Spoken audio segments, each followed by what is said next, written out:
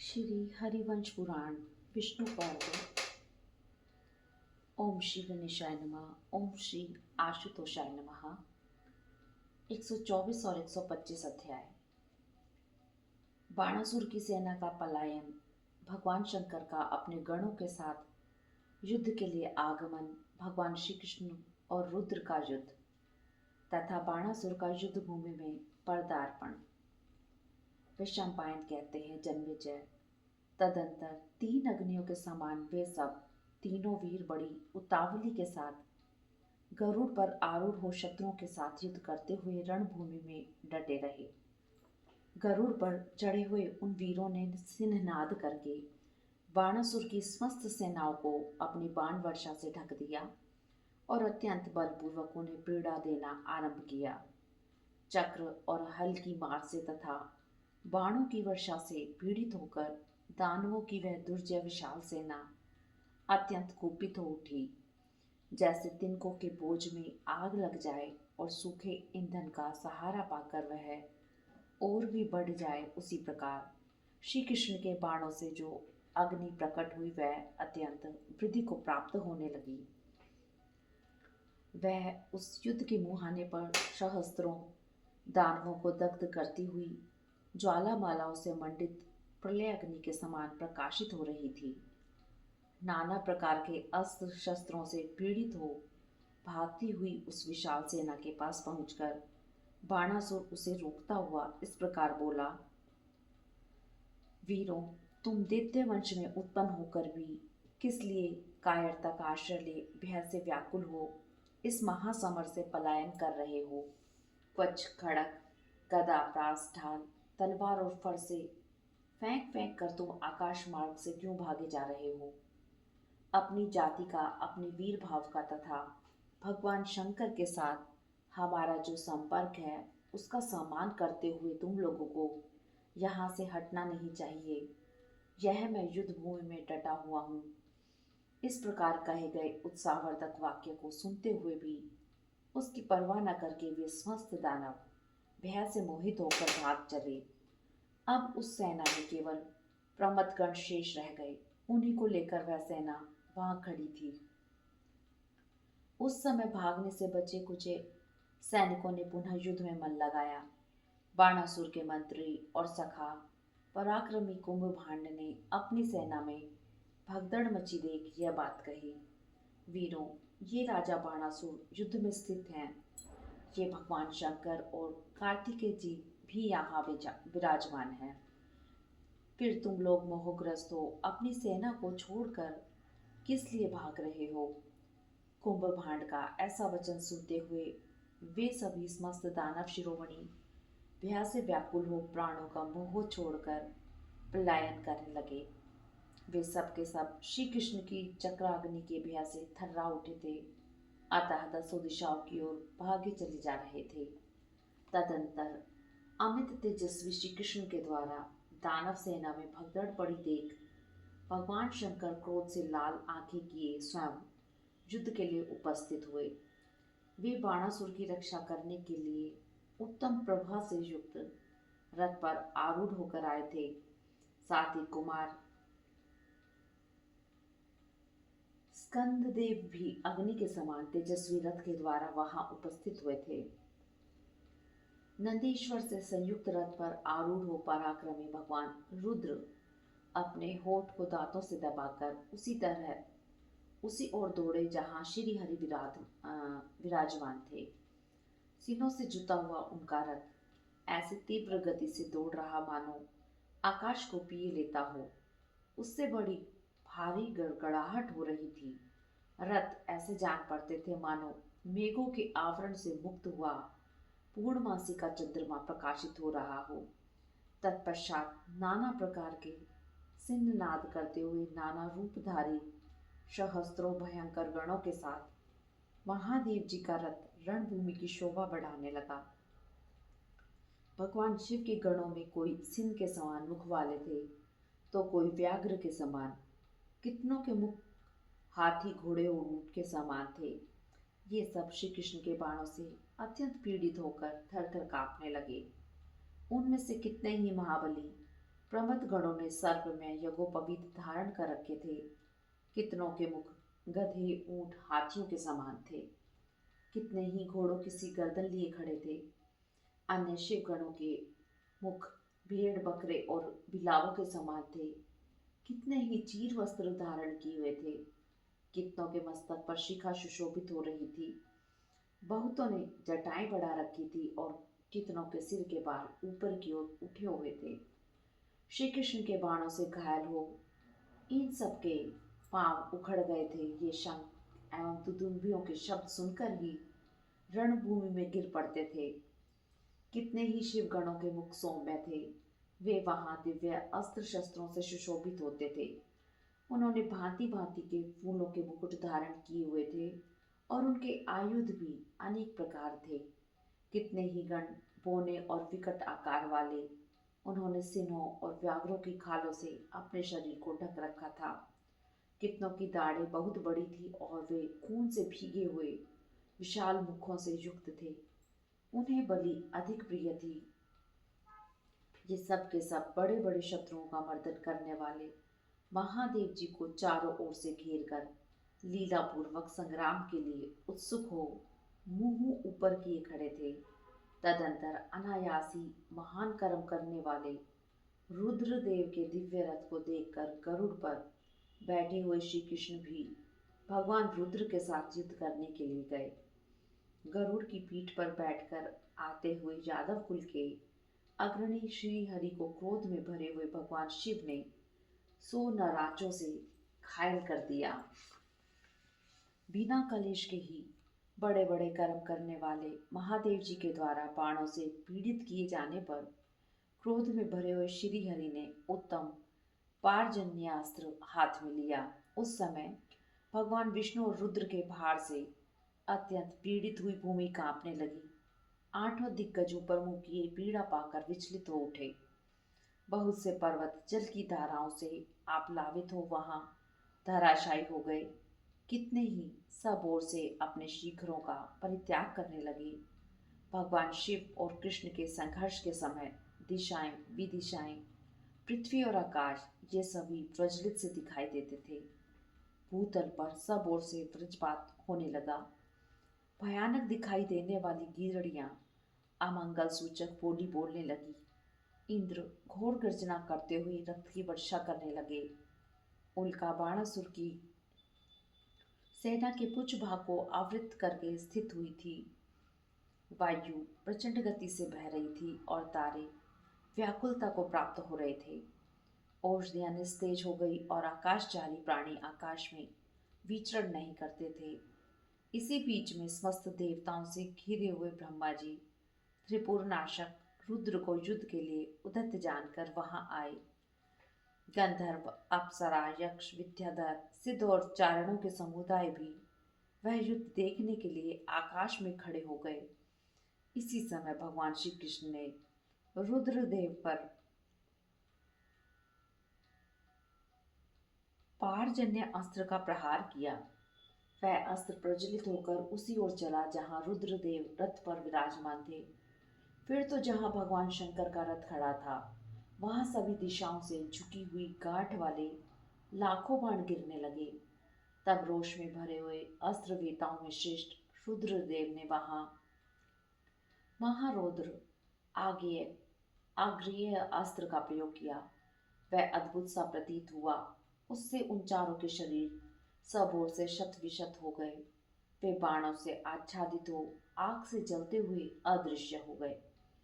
यह देख सभी असुर प्रवर वीर वहां सिंहनाद करने लगे।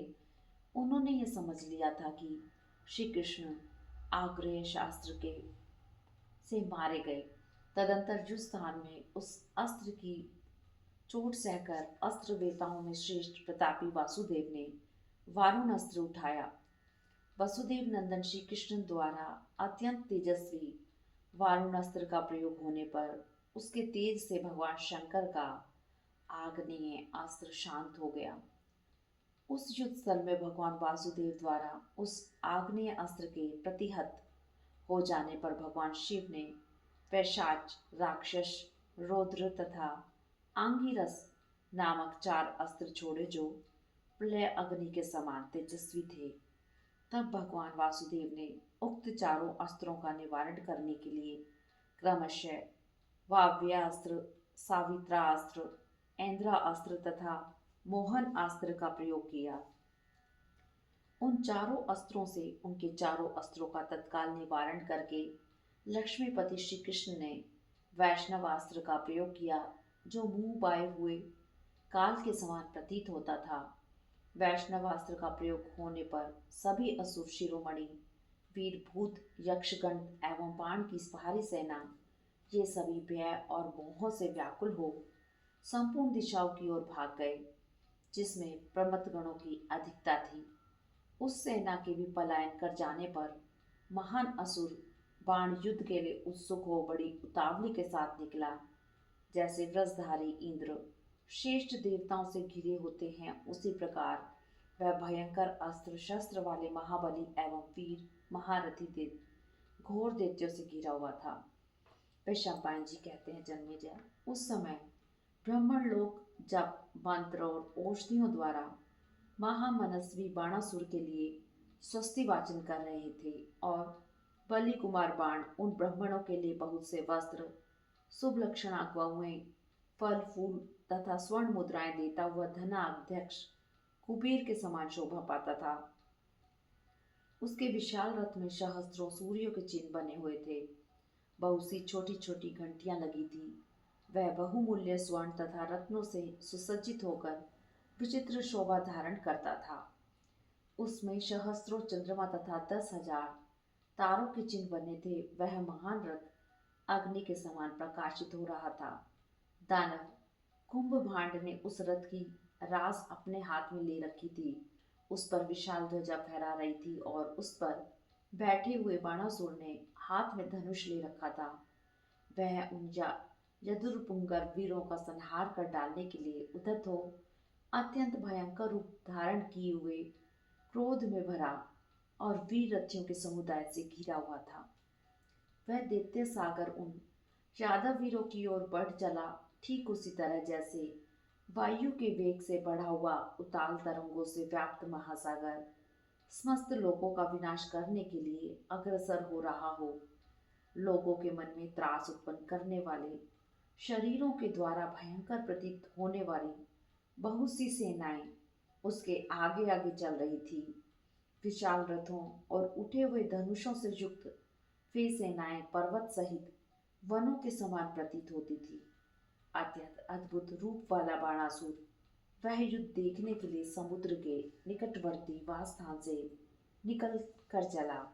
इस प्रकार श्री महाभारत के खिलबाग हरिवंश के अंतर्गत विष्णु पर्व में भगवान रुद्र और श्री कृष्ण का युद्ध विषयक 124वां अध्याय पूरा हुआ। अध्याय 125। श्री कृष्ण के जम्भा अस्त्र से भगवान शंकर का जम्भाई के वशीभूत होना, ब्रह्मा जी के द्वारा शिव जी को विष्णु के साथ उनकी एकता का स्मरण दिलाना तथा ब्रह्मा जी के पूछने पर मार्कंडेय जी का हरिहर की एकता स्थापित करते हुए महात्म्य सहित हरिहरात्मक स्रोत का वर्णन करना। वैशंपायन जी कहते हैं जन्मेजय, वैष्णवास्त्र का प्रयोग होने पर जब संपूर्ण जगत में अंधकार छा गया और भगवान शंकर उसके तेज से जलने लगे, उस समय उस अस्त्र से आच्छादित होने के कारण न नंदी, न रथ और न रुद्रदेव ही दिखाई देते थे। तब रोष और बल से त्रिपांतकारी भगवान शिव का शरीर दुगुना चमक उठा। उन्होंने 4 फल वाला बाण अपने हाथ में ले लिया। वे भगवान त्रिलोचन उस बाण को धनुष पर रखकर छोड़ना ही चाहते थे कि सबके मन की बात जानने वाले महात्मा वासुदेव ने उनके मनोभाव को समझ लिया। फिर तो शीघ्रकारी महाबली पुरुषोत्तम श्री कृष्ण ने जिम्नास्त्र उठाया और उसके द्वारा महादेव जी को जिम्भा से अभिभूत कर दिया। इससे भगवान शिव शीघ्र ही धनुष और बाण लिए जम्भाई लेने लगे। असुर और राक्षसों पर विजय पाने वाले भगवान शिव को उस समय सुध बुध न रही। धनुष और बाण सहित आत्मस्वरूप शिव को जम्भाई के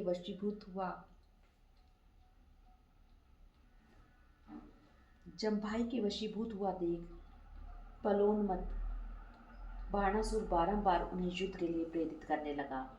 तब संपूर्ण भूतों के आत्मा महाबली भगवान श्री कृष्ण ने स्निग्ध गंभीर वाणी में सिंहनाद किया और जोर जोर से शंख बजाया। पांचजन्य शंख के गंभीर घोष से, शांग धनुष की टंकार से तथा महादेव जी को जिह्वा के वशीभूत देखकर समस्त प्राणी थर्रा उठे। इसी बीच में रुद्रदेव के पार्षदों ने माया युद्ध का आश्रय ले रणभूमि में प्रद्युम्न को घेर लिया, परंतु पराक्रमी मकरध्वज प्रद्युम्न ने उन सबको निद्रा के वशीभूत करके वहां बाण समूह द्वारा महाबली दानवों का, जिनमें प्रमथ गणों की संख्या अधिक थी, विनाश कर डाला। तदंतर अनायास ही महान कर्म करने वाले तथा जिह्वा के वशीभूत हुए महादेव जी के मुख से एक आग की ज्वाला प्रकट हुई, जो संपूर्ण दिशाओं को दग्ध करती हुई प्रतीत होती थी।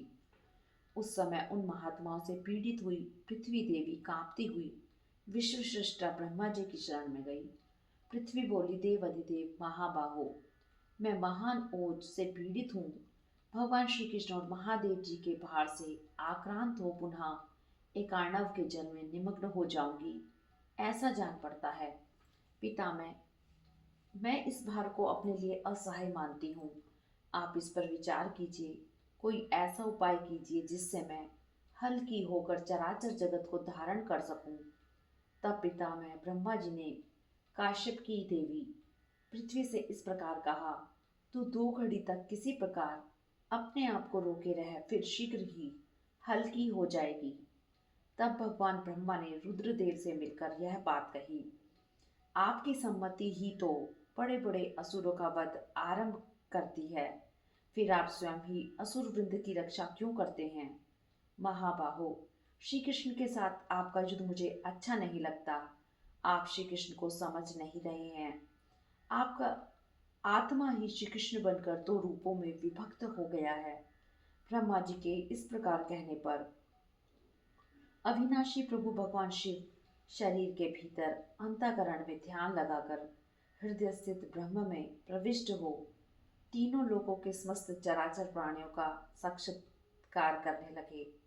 योग स्वरूप भगवान शंकर योग में प्रवेश करके पहले के दिए हुए उन वरों का चिंतन करने लगे तथा द्वारका में जो कुछ कहा था उन सब बातों का बारंबार स्मरण करके उन्हें ब्रह्मा जी को कोई उत्तर नहीं दिया। वे उस समय युद्ध से निवृत्त हो गए। उन्होंने अपने आप को सच्चिदानंद स्वरूप श्री कृष्ण योनि पर ब्रह्म में स्थित देखा और अपने को एक अद्वितीय ब्रह्म स्वरूप योनि से प्रकट हुआ जाना। तत्पश्चात रुद्रदेव वहां से निकलकर युद्ध से अलग हो गए। उन्होंने उस रण क्षेत्र में श्री कृष्ण के साथ वाद विवाद या युद्ध की भावना का परित्याग कर दिया। तत्पश्चात रुद्र ने ब्रह्मा जी से कहा, भगवान, अब मैं संग्राम भूमि में श्री कृष्ण के साथ युद्ध नहीं करूंगा। अब यह पृथ्वी हल्की हो जाए। इसके बाद श्री कृष्ण और रुद्र एक दूसरे से मिलकर बहुत प्रसन्न हुए और आपस के संग्राम से हट गए। श्री कृष्ण और रुद्र दोनों योगी हैं तथा दोनों एक दूसरे से अभेद संबंध को प्राप्त हैं। इस बात को वहां दूसरे किसी ने नहीं समझा। एकमात्र पितामह ब्रह्मा ने उन दोनों का अभेद संबंध स्थापित करके उन्हें उसी भाव से देखा और सब लोगों की ओर देखते हुए इसी विषय को लेकर अपने बगल में खड़े हुए नारद तथा मार्कंडेय को दीर्घदर्शी जानकर इस प्रकार पूछा। पितामह बोले, ब्रह्मन, मैंने मंदराचल पर्वत के पार्श्व भाग में रात को सोते समय सपने में एक सरोवर के तट पर श्री कृष्ण और भगवान शंकर को देखा, जो तत्काल ही एक दूसरे के रूप में बदल गए, अर्थात श्री कृष्ण की जगह शिव और शिव की जगह श्री कृष्ण हो गए। मैंने हर को हरि हर रूप में देखा और हरि को हर रूप में। भगवान हर ने हाथों में शंख चक्र और गदा ले रखी थी और उनके अंगों पर पीतांबर शोभा पा रहा था। उधर श्री हरि त्रिशूल और पट्टिश धारण किए बागंबर पहने हुए थे। भगवान शंकर गरुड़ पर बैठे थे और श्री हरि वृषभ वाहन होकर अपनी ध्वजा में वृषभ का चिन्ह धारण किए थे। उत्तम व्रत का पालन करने वाले महर्षि, वह अद्भुत दृश्य देखकर मुझे महान विस्मय हुआ। आप इसके रहस्य का यथार्थ रूप से विवेचन करें। मार्कंडेय जी बोले, विष्णु रूपधारी शिव और शिव रूपधारी विष्णु को नमस्कार है। मैं इन दोनों में कोई अंतर नहीं देखता। मेरे इस भाव से संतुष्ट होकर वे दोनों मुझे कल्याण प्रदान करें। आदि मध्य और अंत से रहित जो यह अविनाशी अक्षर ब्रह्म है, उसका स्वरूप हरिहरात्मक है। ब्राह्मण, मैं आपके समक्ष उसी हरिहरात्मक ब्रह्म का वर्णन करूंगा। जो विष्णु हैं वे ही रुद्र हैं, और जो रुद्र हैं वे ही ब्रह्मा हैं। इनका मूल स्वरूप तो एक ही है, परंतु ये कार्य भेद से रुद्र, विष्णु और ब्रह्मा तीन देवता कहलाते हैं। ये सब के सब लोक सृष्टा, वरदायक, जगन्नाथ, शंभु, अर्धनारीश्वर तथा तीव्र व्रत का आश्रय लेने वाले हैं। जैसे जल में डाला हुआ जल जल रूप ही हो जाता है, उसी प्रकार रुद्रदेव में प्रविष्ट हुए भगवान विष्णु रुद्रमय हो जाते हैं। जैसे अग्नि में प्रविष्ट हुई अग्नि अग्नि रूप ही होती है, उसी प्रकार विष्णु में प्रविष्ट हुए रुद्रदेव विष्णु रूप ही होते हैं। रुद्र को अग्नि स्वरूप जाने और भगवान विष्णु सोम स्वरूप माने गए हैं, इसलिए यह समस्त चराचर जगत अग्नि पोषात्मक कहलाता है। यह हरि और हर ही समस्त चराचर जगत के कर्ता, संहारक, शुभकारक तथा प्रभावशाली महेश्वर हैं। ये नारायण और महेश्वर देव कर्ता और कारण के भी आदि कर्ता तथा कर्ता और कारण से भी काम कराने वाले हैं। ये ही दोनों भूत, भविष्य और वर्तमान रूप हैं। ये ही जगत के पालक और ये ही इसकी सृष्टि करने वाले माने गए हैं। ये ब्रह्मा, विष्णु और शिव मेघ रूप से जल की वर्षा करते हैं, सूर्य रूप से प्रकाशित होते हैं और वायु रूप से सर्वत्र गतिशील होते हैं। ये ही सृष्टि करते हैं।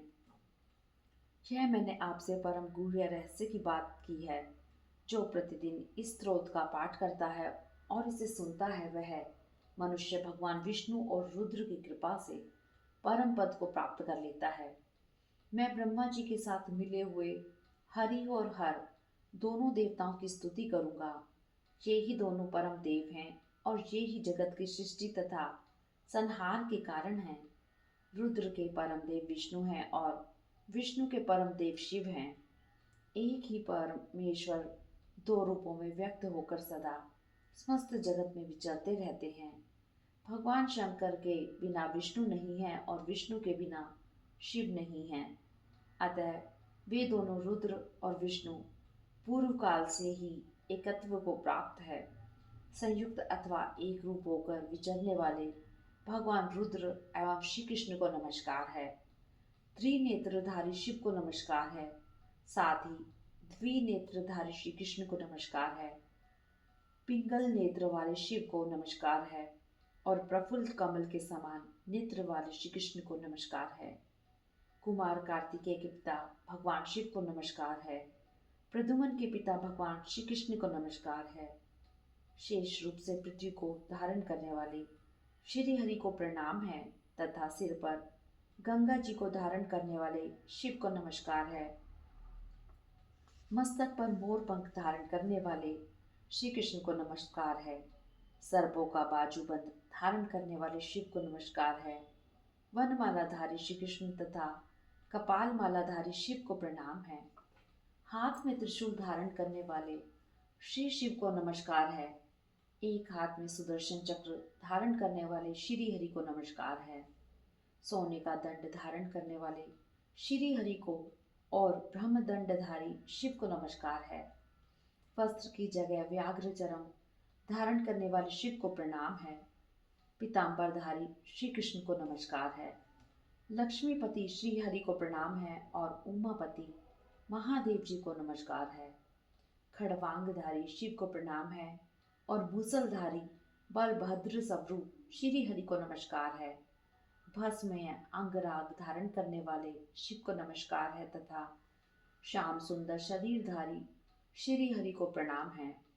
शमशानवासी हर और समुद्र निवासी हरि को बारंबार नमस्कार है। वृषभ वाहन हर और गरुड़ वाहन हरि को नमस्कार है। अनेक अवतार धारण करने वाले हरि और बहुत से रूप धारण करने वाले हर को नमस्कार है।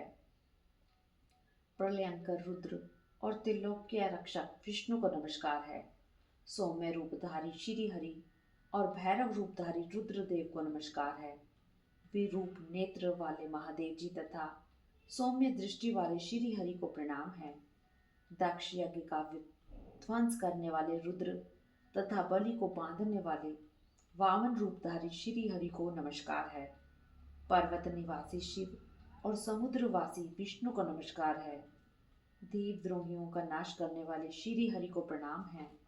त्रिपुरा असुर के विनाशक रुद्रदेव को नमस्कार है। नरकासुर का विनाश करने वाले विष्णु को नमस्कार है और कामदेव के शरीर को दग्ध कर डालने वाले भगवान शिव को नमस्कार है। अंधकासुर का नाश करने वाले रुद्र को नमस्कार है। कैटअप का वध करने वाले विष्णु को नमस्कार है। सहस्त्रों हाथों वाले विष्णु और असंख्य भुजाओं वाले शिव को नमस्कार है। सहस्त्रों मस्तक वाले श्री हरि और बहुत से मस्तक वाले भगवान शिव को नमस्कार है। जिनके उदर में यशोदा माता के द्वारा रस्सी बांधी गई उन दामोदर देव को नमस्कार है तथा कटी प्रदेश में मूंज की मेखला धारण करने वाले भगवान शिव को प्रणाम है। भगवान विष्णु आपको नमस्कार है। भगवान शिव आपको प्रणाम है। भगवान महादेव आपको नमस्कार है। देव पूजित परमेश्वर आपको प्रणाम है। सामवेद के मंत्रों द्वारा गाए जाने वाले परमात्मन आपको नमस्कार है। यजुर्वेद के साथ संबंध रखने वाले देवता आपको प्रणाम है। आप ही कर्म परायण पुरुषों के कर्म हैं। आपको नमस्कार है। आपके पराक्रम की कोई सीमा नहीं है। आपको नमस्कार है। देवद्रोहियों का नाश करने वाले श्री कृष्ण आपको नमस्कार है। देव पूजित महादेव आपको प्रणाम है। ऋषिकेश आपको नमस्कार है। सुनहरे केश वाले शिव आपको प्रणाम है। वेद वेता व्यास बुद्धिमान नारद भारद्वाज गर्ग विश्वामित्र अगस्त्य पुलस्त्य और महात्मा धौम्य आदि समस्त ऋषि महर्षियों ने एकत्रित होकर जिनकी स्तुति की थी उन्हीं भगवान रुद्र और महात्मा विष्णु के इस स्तोत्र को पढ़कर जो उनकी स्तुति करता है तथा जो प्रतिदिन इस हरिहरात्मक स्तोत्र का पाठ करता है वह इस जगत में निरोग और बलवान होता है, इसमें संशय नहीं है। वह सदा लक्ष्मी पाता है, स्वर्ग से कभी पीछे नहीं लौटता। पुत्रहीन पुरुष इसके पाठ से पुत्र पाता है। कुमारी कन्या श्रेष्ठ पति प्राप्त कर लेती है तथा जो गर्भवती स्त्री इसका श्रवण करती है वह उत्तम पुत्र को जन्म देती है।